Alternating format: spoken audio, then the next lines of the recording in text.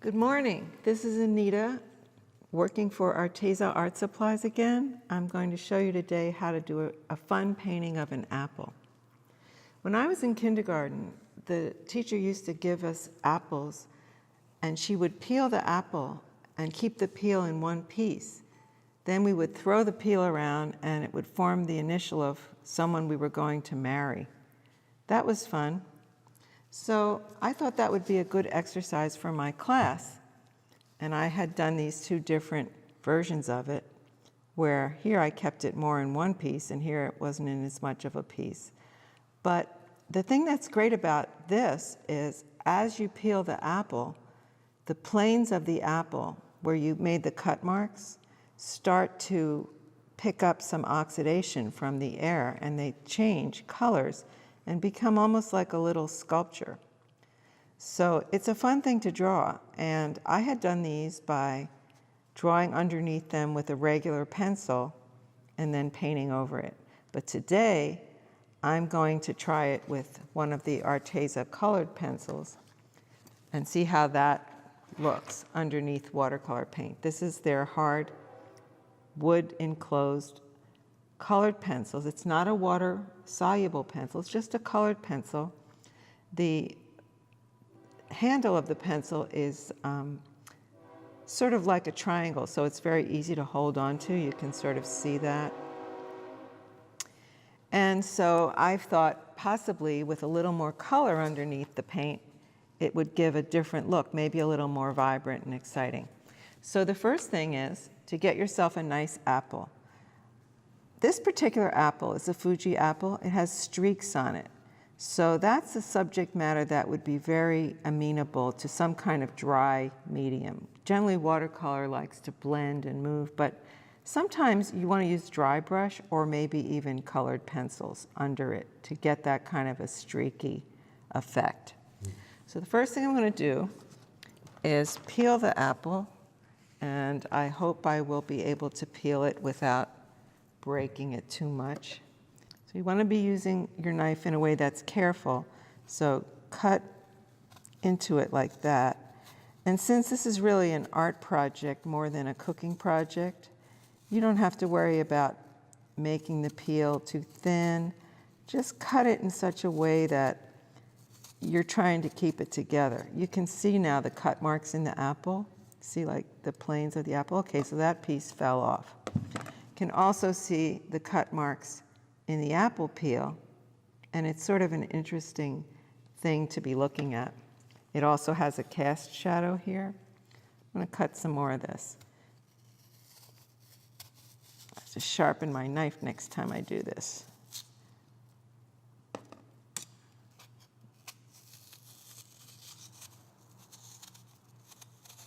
You don't have to peel the whole thing. Just get some interesting shapes off of it. Okay. So with this, you could make some kind of interesting arrangement, whatever you think you want to do, as complicated or as uncomplicated as you might want. But it's no longer an apple. Now it's kind of an interesting sculptural thing.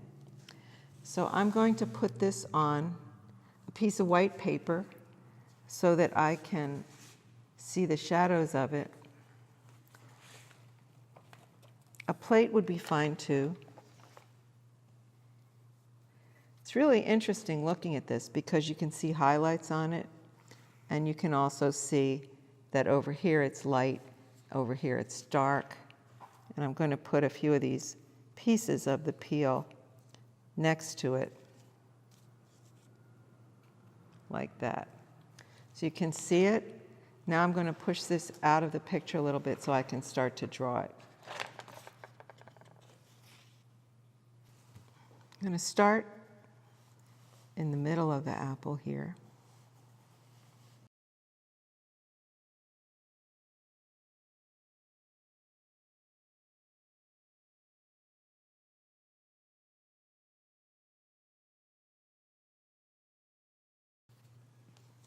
So there's a number of things going on here. There's the light and shade that's actually on the apple, and then there's the shadow that's being cast by the object itself. There's a highlight that goes around the object here. Here it's in shadow, here it's in shadow, here it's more lit, darker, and then the shadow that it casts. So I'm going to do some shading with the colored pencil in some of the places where it's darker. And then I'm going to go in and start painting it. If I were using the water-soluble pencils, which Arteza also makes, it would pull some of the color off of those. But this, I'm expecting it will just be an underlayer, an underneath layer. So this is just kind of giving a darker value underneath the paint. And here we have this. So a little simple thing like an apple can become pretty interesting. Over here, I have some watercolor paints, also by Arteza. And when you're getting ready to paint with watercolor, it's a good idea to moisten your colors first to give the paint a little time to dissolve if you're not using liquid or tube paints. The pan paints can be good, they just need to soften up a little bit, and that's what this will accomplish. You can spray them also with a spray bottle, and then when you go to pick them up, you won't have to work your brush so hard.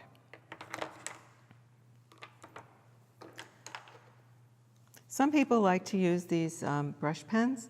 Today I'm going to be using a regular paintbrush because I just want to see how it's picking up this colored pencil. Okay, so this is the light side of the object, and this side is in shadow.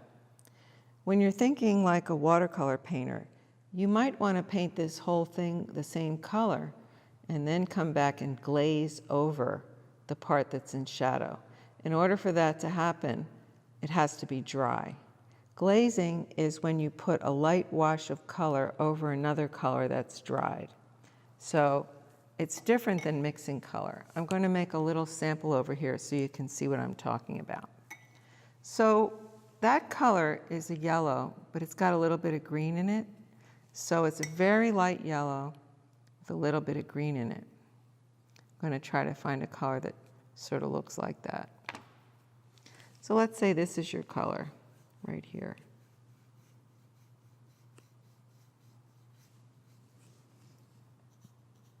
I'm making a big square of this because I want to be able to glaze over part of it with a darker color, and you can see what happens. So I'm going to take that color and start painting in the fruit part, not the peel part of the apple. I'll paint it in.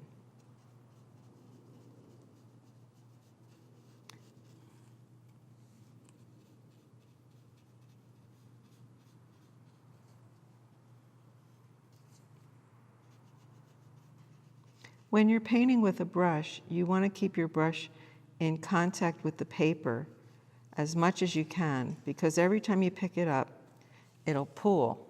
I'll show you with a darker color. If I go like this, when I pick it up, it pools right there. So I pick it up, it'll pool right there. So if I keep picking it up, I'll keep putting down little blobs of color, but if I keep it a smooth stroke, I won't. It's just something to keep in mind. If you want to speed up the drying time of your paint, you can use a hairdryer on it. Generally, that's something that works pretty well. Okay. You'll see along the outside of the peel here, and also right by the part that's cut, there's a little bit of red, little tiny bit. Now this color is still wet, so I'm going to do something that could be called wet into wet, which involves putting something next to it like that. Oh, it's almost dry now. I I guess this is pretty dry here right now.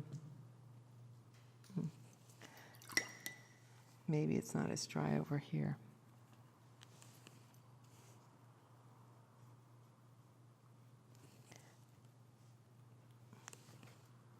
See how it's running? It's running into it now because it's wet.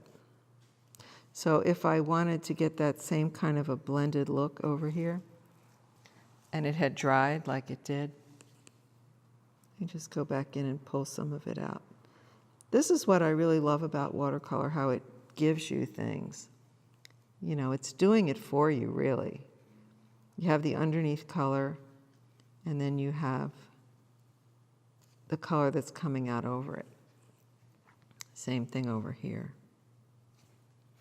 Now this is pretty dry by now, because it wasn't very wet in the first place. And if I were to take sort of the same color and go over it again, you can see that it's darker. It's the same color, but it's darker. That's a glazed color. Same color, two different washes. But if I were to take another color and go over it, which is what I'm intending to do, to make it look like it's in the shadow, I'm going to use a very light wash of violet. You can see how it'll look like it's turning a corner. And that's what I'm going to do right here.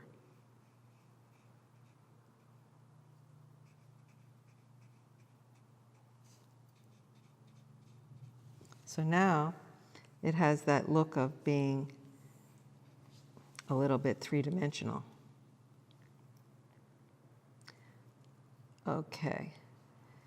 For this kind of a look here that I said had kind of that streaky look, I had put down the blue pencil. I'm now going to put down a little bit of the red pencil here to kind of simulate that look of the apple peel.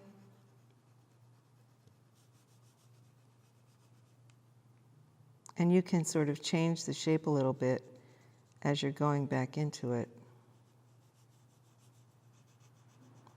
So colored pencils and watercolor together are kind of a fun combination. They really work well together. You can put the colored pencils over or under watercolor. Watercolor is good for when you want a nice smooth area without any marks. The colored pencils are better when you want marks.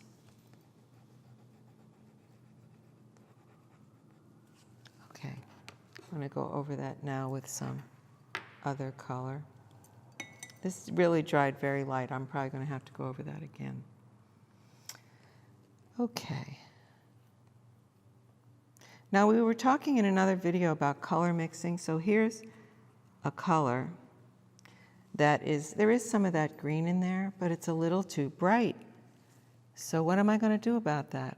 Well, I could mix a little red into it and dull it down a little bit. So you see how color theory is handy. It can be very useful. So I'm going to go into this now.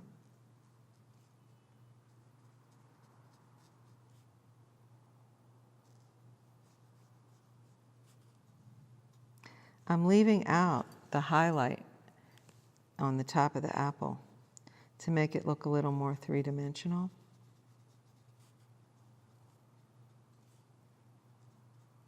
See that ring of light up there? A lot of different things, mostly, well, fruits and vegetables often have these highlights on them. A lot of times, pumpkins or peppers, you know, you'll have something like this that comes out, has different things on it, and there will be a ring of light around it at the top. Each one of these will have a little piece of light on it like that. So that's what's happening on the top of this apple. You can kind of see it like that.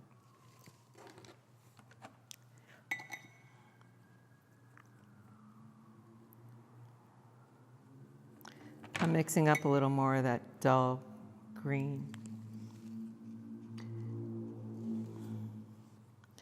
But I can make it a little bit less red than I might want to because there is a little bit of the red colored pencil underneath it. And that's adding on to the redness of it.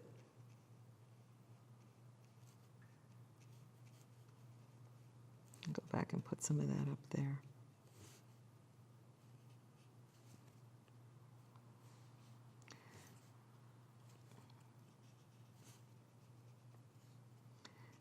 As you get over to here, it gets into the light, so you might want to make it a little bit lighter right there. And as it gets down to the bottom, it's in the dark.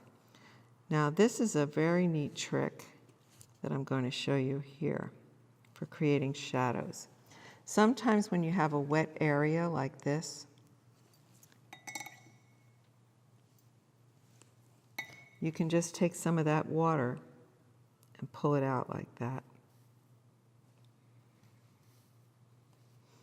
And it gives the effect of it being in shadow. I'm going to also glaze over this part right here to make it look a little bit more like it's in shadow.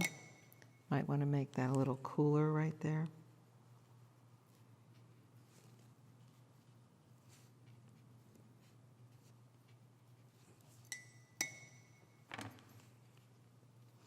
So where it really starts to be fun is this peel part here, because here's the edge of it right there and there. Crosses over kind of like that.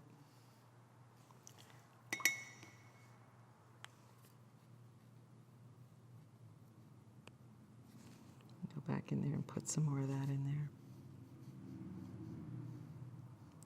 And then the shadow is kind of touching it, but only in a few places. So it's touching it right here. And it's touching it right there.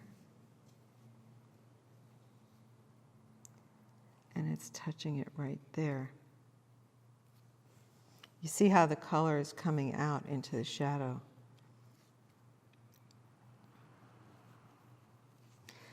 You can go back in there after it's dry and tighten this up a little bit. I'm going to do that. So if the edge of the color here runs into the shadow a little bit, it's okay, because what usually happens in shadow is you lose some color anyway. So if it bleeds into the shadow like that, it can be a nice effect. And then either with the colored pencil or with a brush that's not too wet, you can go back in there and put in some more color. Like that. So a simple little thing like an apple can wind up being a lot of fun. You can have some nice effects from that. I'm going to put a little more rendering in here. This is a dry brush effect. You can take your brush and go like that, and you can get an effect like that. You know, more lines. So I'm going to take my brush here. I'm going to stroke this apple a little bit like that to give it that apple-y look.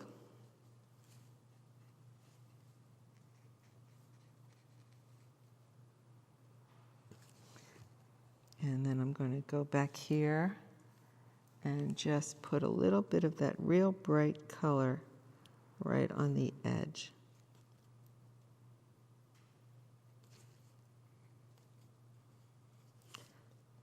And there you have it.